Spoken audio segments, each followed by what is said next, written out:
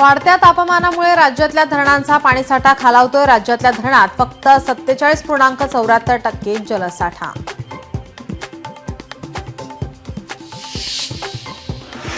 नागपूर दंगलीच्या पार्श्वभूमीवर नाशिक पोलीस सतर्क। रमजान ईदच्या पार्श्वभूमीवर विशेष खबरदारी। सामूहिक नमाज पठण करिता येणाऱ्यांना तपासणी करूनच प्रवेश।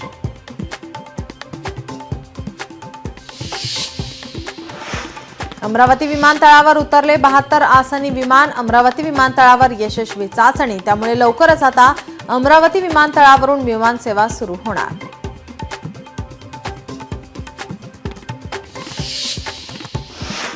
कपाशीच्या BG2 बियाण्यांची दरवाढ, शेतकऱ्यांचा उत्पादन खर्च वाढणार।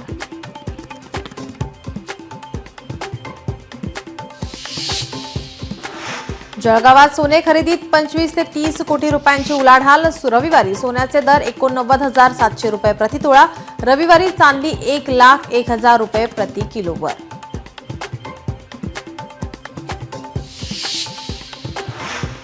गोकुळकडून दूध उत्पादकांना गुढीपाडवा भेट। गाईच्या दूध खरेदी दरात 2 रुपयांची वाढ। 1 एप्रिलपासून दूध दरवाढ लागू।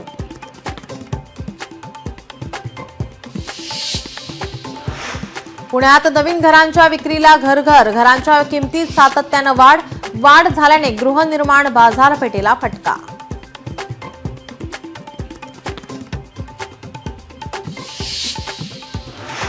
पुण्यात 10,170 वाहनांची खरेदी। गुढीपाडव्याच्या मुहूर्तावर वाहन खरेदीत वाढ।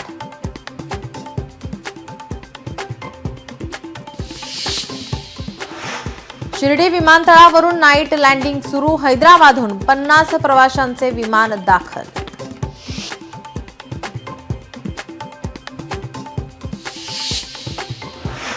नाशिकच्या शरणपूर रोडवरील धक्कादायक घटना। प्रियकराने लग्नास नकार दिल्याने अल्पवयीन मुलीने केली आत्महत्या।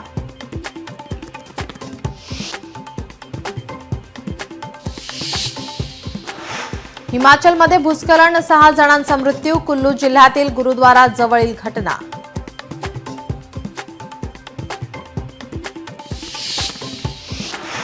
खड्ड्यातील पाण्यात बुडून एका शाळकरी मुलाचा मृत्यू। पुण्याच्या घोरपडीतील उड्डाणपुलाजवळील दुर्घटना।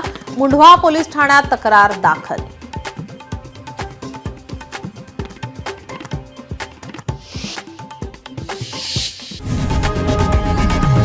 लोकशाही मराठी ऐका, पहा, जागरूक रहा।